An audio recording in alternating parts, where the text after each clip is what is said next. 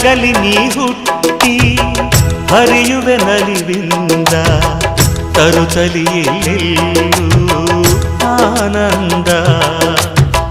ಹಸಿರಿನ ಬೆಳೆ ತಂದು ಕುಡಿಯುವ ಜಲ ತಂದು ಚೆಲ್ಲುವೆ ನಗೆಯೆಂಬ ಶ್ರೀಗಂಧ.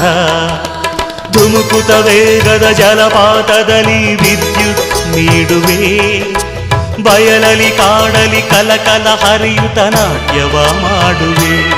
ಮಂದಗಾಮಿನಿ ಶಾಂತಿವಾಹಿನಿ ಚಿರನೂತನ ಚೇತನದಾತೆಯು ನೀನೇ ದಕ್ಷಿಣ ಮಂದಾಕಿನಿ. ಕನ್ನಡನ